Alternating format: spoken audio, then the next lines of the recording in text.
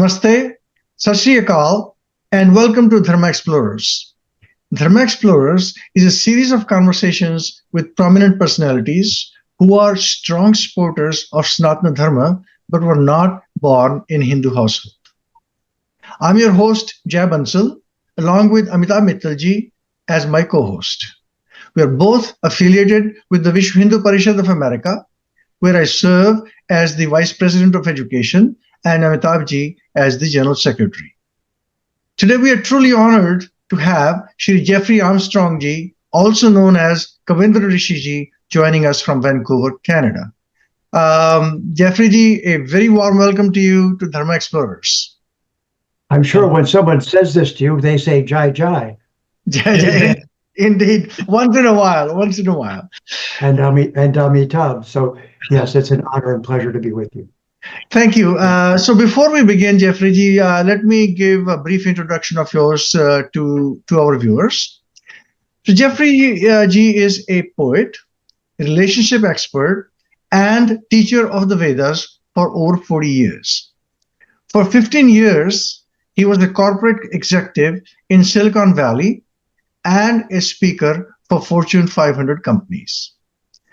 He was written about regularly in USA Today, the Wall Street Journal, LA Times, Huffington Post, CNN, and many other news platforms. In 2021, Jeffrey ji was awarded the ICCR Distinguished Indologist Award from the Government of India and Lifetime Achievement Award in 2022 from the Canadian Hindu Chamber of Commerce.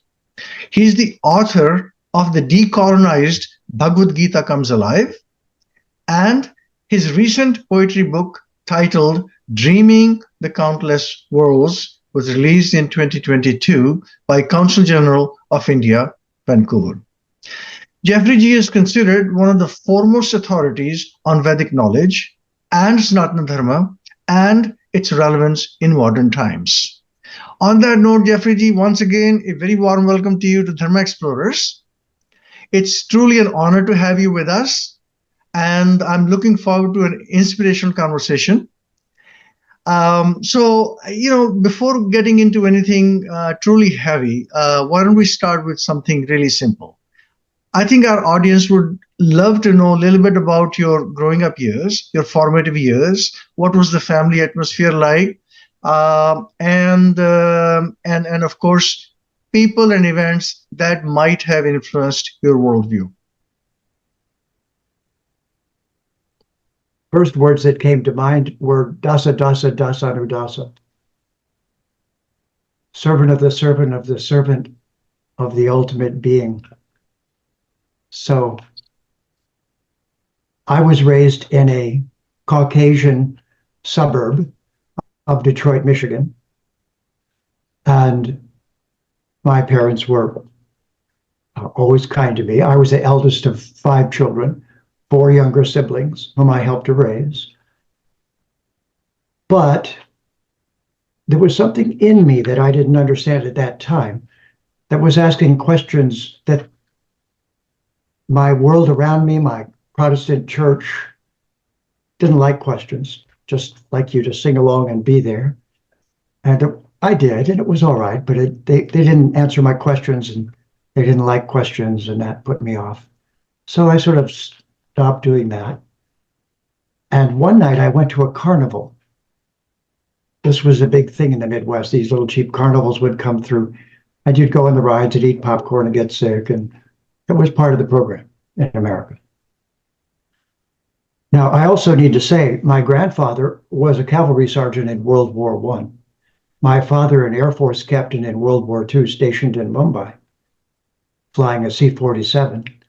And I inherited their disposition, being named Armstrong. So it was my temperament to be not aggressive, but to look and find out what was really going on. So as I got home from that carnival, for the first time in my life, I wrote a poem, and it's the only short poem you're going to hear during this session, because we poets can just overwhelm the show. But this one was brief, and the first one I wrote. I got home, I picked up a piece of paper and a pen for the first time, and I said, life is like a carnival filled with dirty little men grubbing for pennies, offering cheap thrills to stupid people who lead empty, meaningless lives. And when I look in the mirror, I see not one person, but two, and I wonder, which one is really me? Very interesting. Very interesting. Very I interesting. woke up at 13 and said, where was I? In our terms of understanding the process of coming back. And later on, as an afterthought, it occurred to me that when the British stole Lakshmi from Bharat, they didn't know that Vishnu goes wherever Lakshmi goes. And so yoga came right on the heels of them robbing Bharat of all her wealth. And yoga came to the West. Ta-da. So that's the introduction. I became one. I went in the ashram and spent 5 years as a brahmachari, serving my guru. I studied Sanskrit with a Benares Pandit who had memorized the Ashtadhyayi of Panini. He was the real deal. And I was trained in Jyotish for 3 years by an authentic Jyotishi. And when I asked if I could learn from him, I had learned Western astrology first. He said, yes, but first I'm going to give you 9 planetary mantras, and I want you to chant each one 100,000 times. 100,000 times. 100,000 times. So a friend of mine and I spent the next 3 months, 12 hours a day, chanting 900,000 mantras. And then he taught us Jyotish. And we were the first 2 non-Bharatiya learners of Jyotish in North America. So with that, that's a brief answer to your question. I couldn't resist. I came back this lifetime for this. And for the last 27 years, my partner, Sandhya Devi, or Sandy Graham, and I have done nothing but this. It is all we do. And we started with enough money to pay 1 month's rent. Very interesting and truly inspirational. Giving up your, your career in the Silicon Valley for looking for that internal peace and knowing who you were. That's obviously a very inspirational journey. So, do you think you found answers in Sanatana Dharma that you were looking for and that were missing in the religion of your birth? Give me some instances or some examples of what some of the answers you think you found. And the other question is, how did your family and friends react to your transformation? All right. Well, the last part is a quick answer. I was the eldest, and my family knew I was very autonomous, and I already was for years before I went into the ashram. Of course, it didn't make them particularly happy, but when I went into the ashram, I called my father and I said, Dad, you were stationed in India, weren't you? And he said, yeah, Mumbai. And I said, you ever swim in any rivers? He said, Ganga, or something like that. I said, did you ever go to any Indian temples? He said, yeah. I said, did the priest say anything to you? He said, yeah, he gave me some food to eat, prasad or something like that. And then he said, may you have a son devoted to Vishnu. And here you are. I don't know what that means, he says, but, and I'm on the other end of the phone going, but I do. So there was no trauma for me to shift over. It was rather a fulfillment. It became my destination. I had a prior family where I had 1 child that lasted 20 years. And that was the work in Silicon Valley time, worked for Apple, knew Steve Jobs and Wozniak, that whole crew. I was their Middle Eastern sales manager for the Apple II. Okay. So that corporate phase, and then for 10 years of that, I was a corporate comedian and entertainer.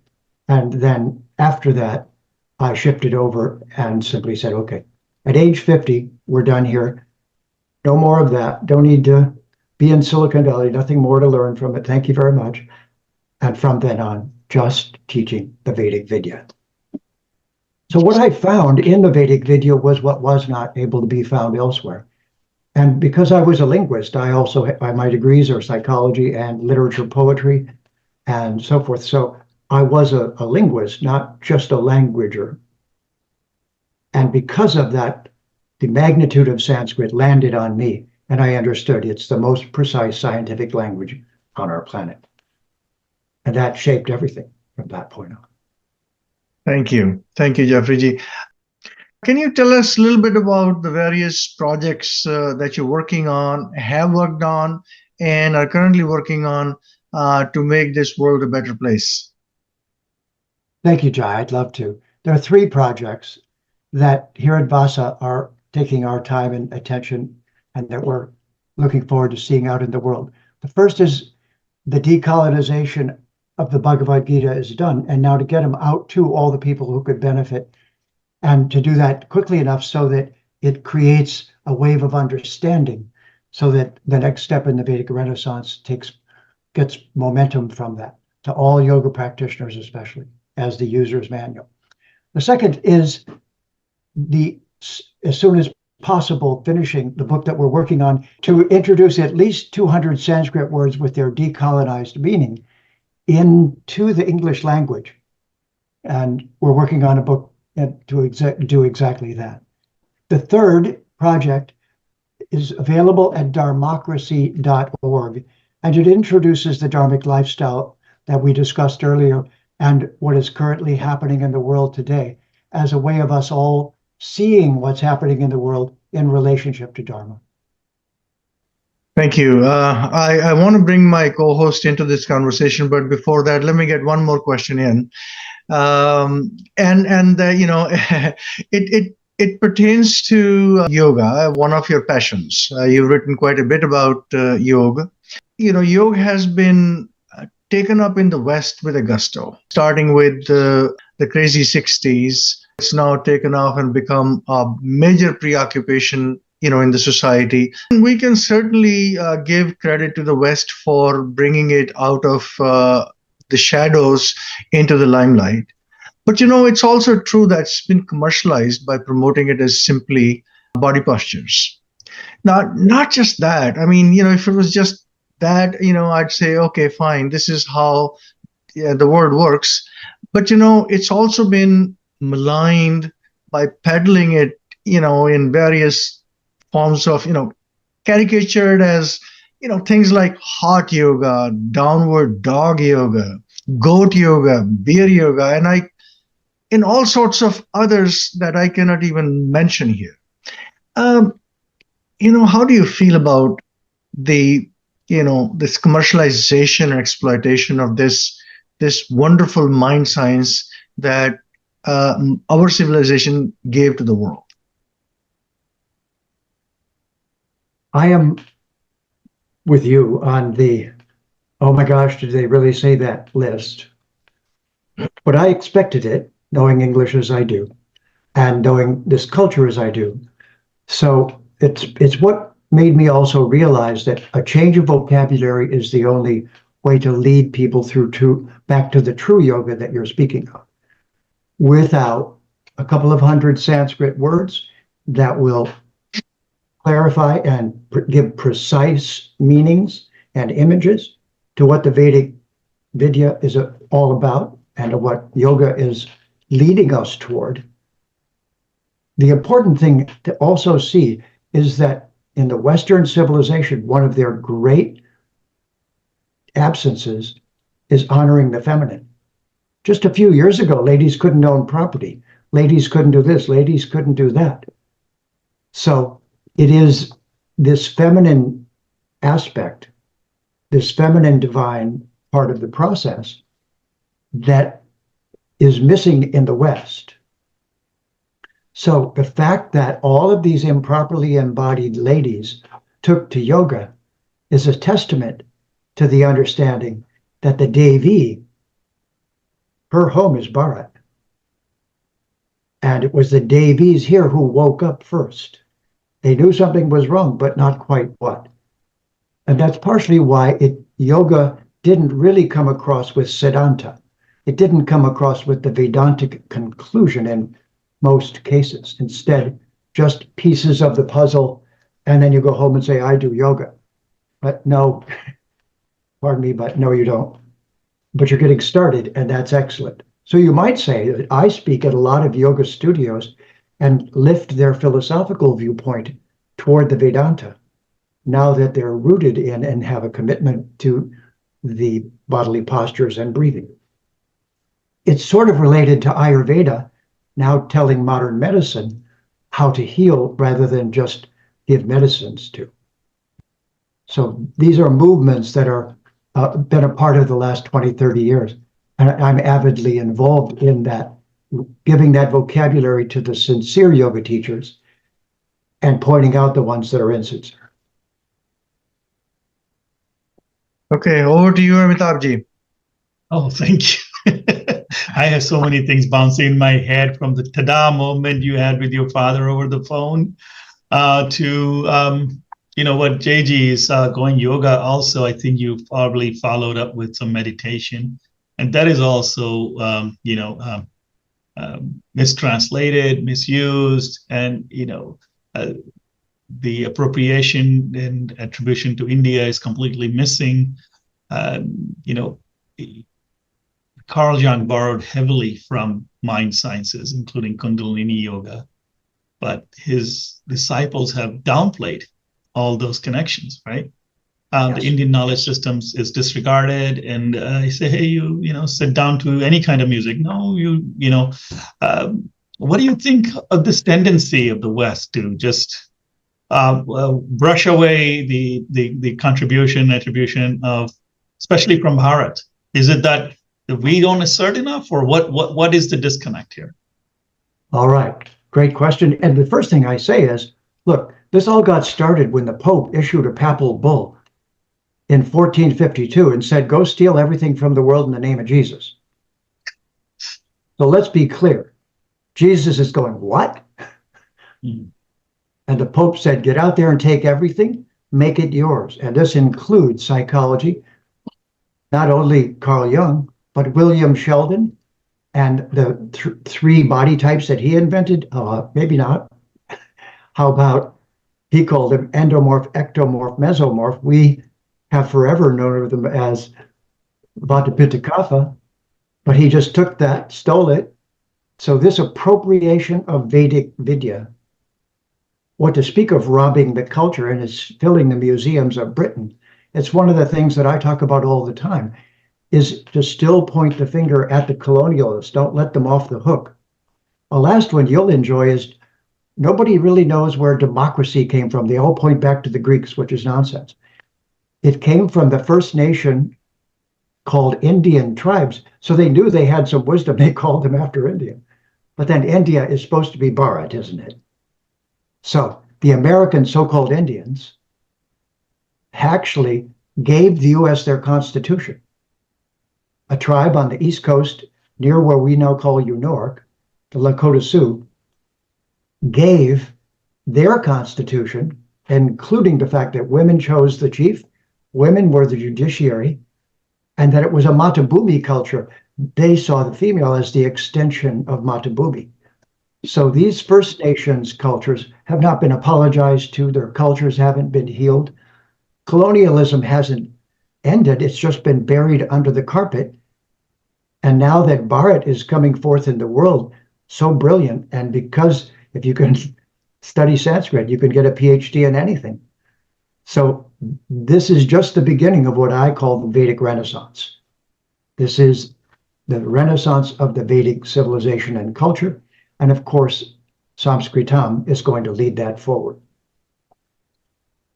So there are different kinds of yogis, and I'm leading the informed yogi group and teaching them these things so that they become truly understanding of both history and of Sanskrit and of how to practice.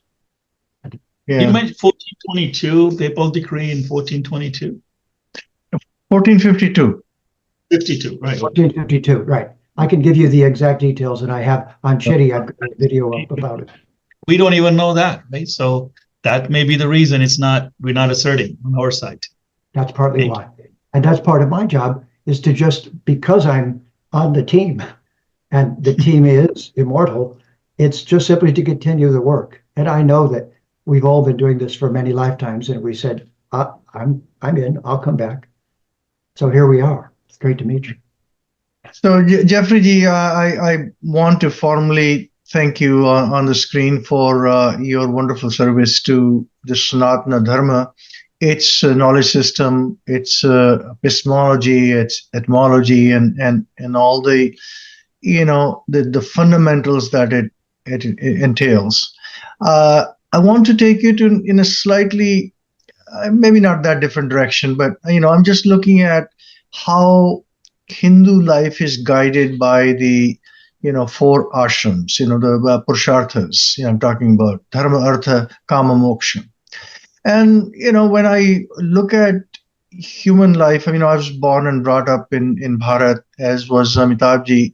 We don't follow those things to the T, but in the main, they are they still govern our lifestyle. Yeah. But then I look at modernity, which of course has enveloped us all, including our children, grandchildren. And modernity is basically pushing us in the direction of the middle two, artha and kama, and basically asking us in not so many words to forget the first and the last, dharma and moksha. And I'm wondering if you can, elaborate on how this emphasis on artha and kama is impacting the society, our psyche, our way of life, and potential consequences thereof. Yes, that's a very important question. And it is. So all yogis who know it is by your personal example, by how you do what you do, that others are led to moksha, to real freedom. And we have a real relationship with this planet as a being, Mata Bhumi, and the word human came from Humi and Mata Bhumi.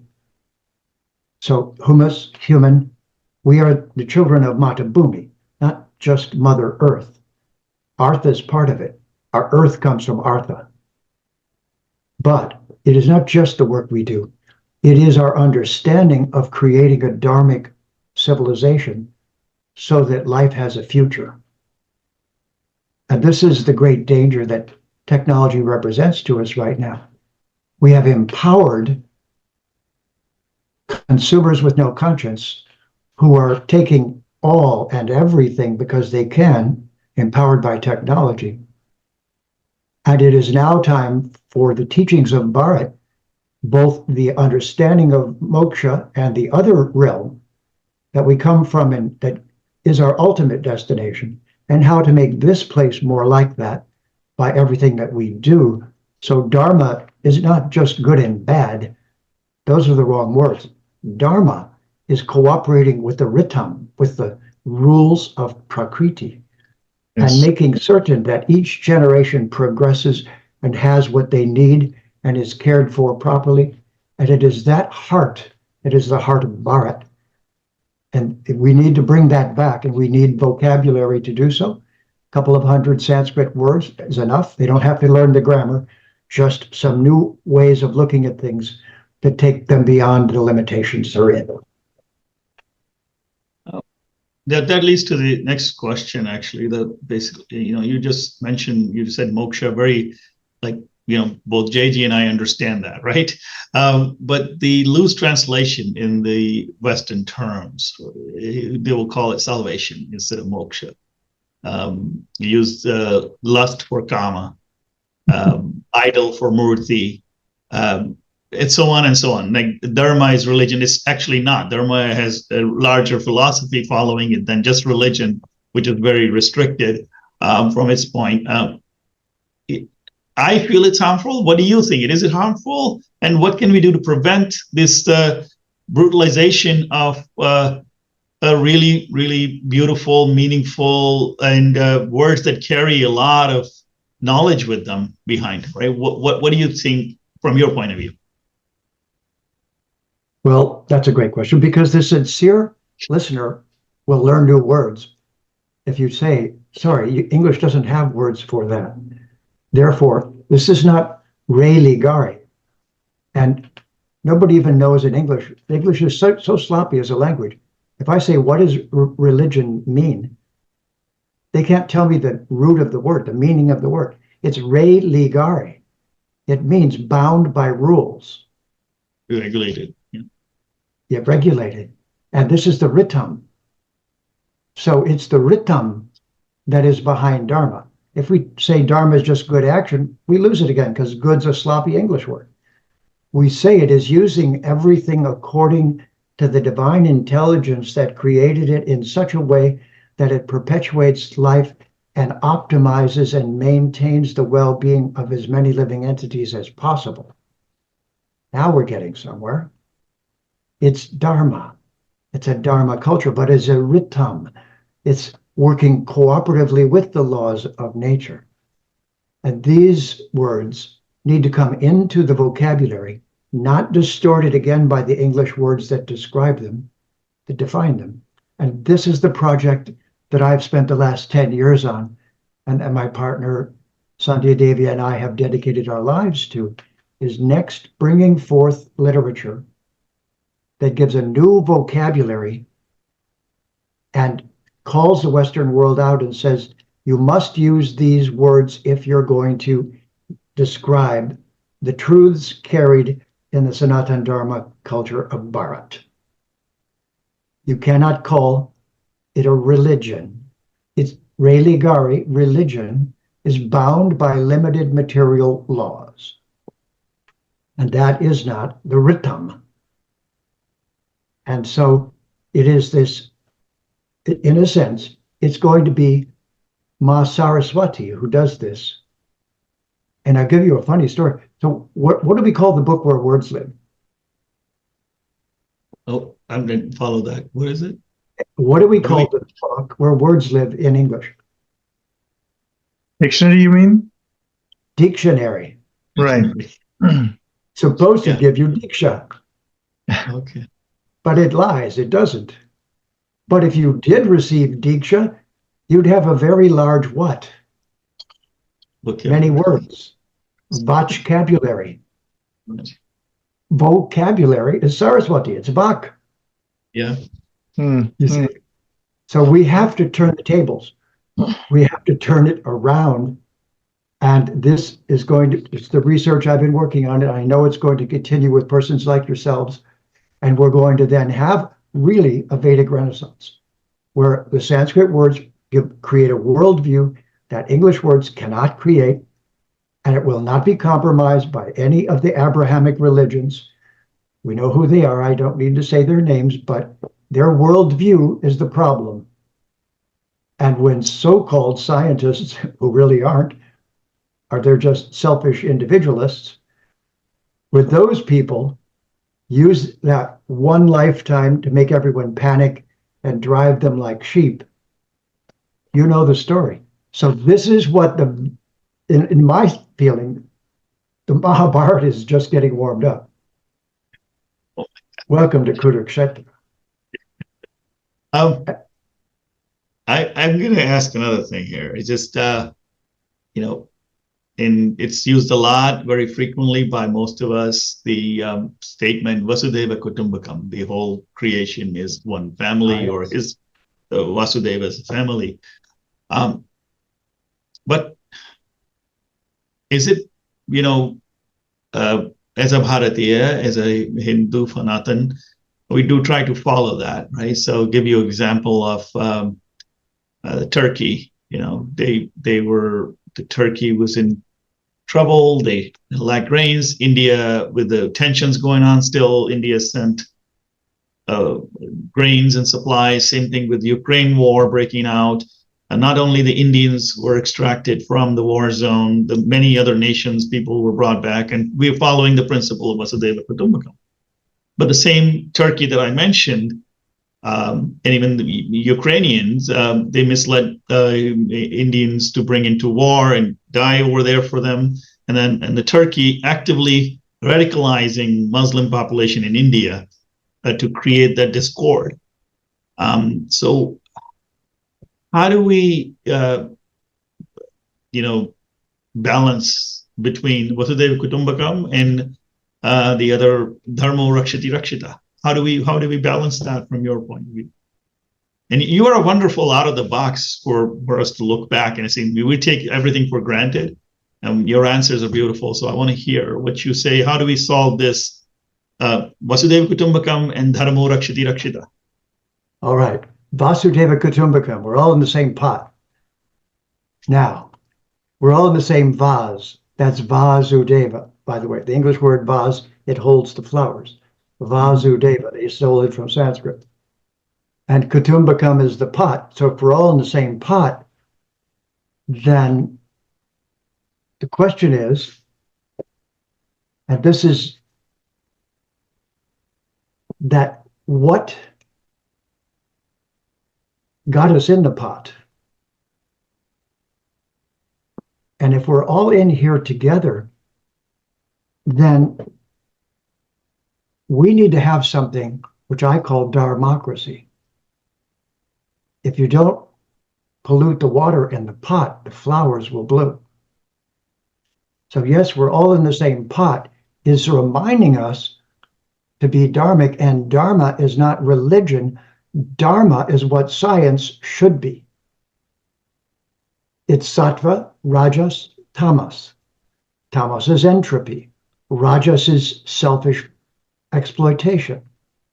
Sattva is doing everything so that a balance is kept in prakriti and we don't exploit Mata Bhumi to the point that she's no longer livable. It is we of the Bharatiya culture. It is you of that culture that I bow to. You as the fully embodied representative, I the unlikely embodiment. Together, we can say the same thing. Put your money where your mouth is, folks. Don't just say, I'm doing good. Understand what the ritam is and follow it for the planet. So this is dharmocracy, not democracy. I call it demonocracy because it's asuric, it's selfish, it's just take everything, get whatever you can. And the Dharma culture is exactly the opposite of that, and we need representatives to stand up and say that. That to say not only the Ram Leela and that Ram is back, but to say what Ram represents, Vasudeva Kutumbakam. We're all in this together now. What are we going to do for our grandchildren? And all the cultures that were saying that before, we called them Indians and we destroyed their cultures. Nobody's going to destroy India as a culture. We're just getting warmed up. And so, Vasudeva Kutumbakam is what I respond. Yes, indeed, we're all in the same pot. So, Om Bhu Bhuvasva Tat Savito Varenyam Bhargo Devasya Dhimahi Dhyo Yo Na Prachodayat. Below where I am, and above where I am, that light of Brahman is shining through Surya and Savitri. Let us shine that light everywhere. Beautiful. Beautiful. Well, Jeffrey, thank you for sharing your vast knowledge on these subjects with us. So, I guess I get the privilege of asking the last question for today. And my question is about what a lot of people are calling Hindu phobia. I choose to call it Hindudvesha. Because phobia, as you know, means fear, and frankly, there's no one who's afraid of Hindus, and there's no reason why anyone should be afraid of Hindus. We don't cut people's throats when they insult us. We simply try to, come from the place of knowledge and, as a civilized people. But it's everywhere. It's all around us. It's in the academia. It's in the news platforms and social media. Entertainment industry. Online knowledge archives like Wikipedia and so on and so forth, and much more. And the problem is it's been going on for centuries. And I think we understand the reasons why they had to do what they had to do. The colonizers, why they had to castigate our very identity in order for them to justify their existence and their domination. But under the circumstances, I think we are waking up and we're trying to figure out what is my responsibility, what is our responsibility as a society, to protect Sanatan Dharma and its reputation and its gravitas. Should I just turn the other cheek like Gandhiji might have suggested had he been alive? Or should I act on the Abrahamic principle of an eye for an eye? I would really love to hear what you think we should be doing. This is a war of words. We all know a war of weapons is the least interesting thing anyone can propose. It'll only take a couple of hours and we'll all be done. Therefore, they should be afraid, but the they is only those who are asuric, who are against the light. Those who are in favor of enlightenment need to learn a couple of hundred Sanskrit words, and they need to learn which English words have Sanskrit hiding inside. What do we call a heart doctor? Cardiologist. What does the word cardia mean? Heart. Where did it come from? Hridaya. Hridaya, okay. So Sanskrit is the mother of all of these languages. There are 1,000 or so very important words that are Sanskrit that are disguised as English. What does the word God mean precisely? Not to can't point to the sky and go, ugh. What does God actually mean? It's from the German Gutam, which is the Dutch Gut and the English God, but in Sanskrit it's Hutam. When you offer in the Agnihotra, the smoke comes up, and that's Hutam. Brahmarpana, Brahma Agnau, Brahma Hutam. So, these words are useless. They are not synonyms for Sanskrit words. They don't have a real meaning. They're empty words that religion and society that doesn't have knowledge has been throwing at people.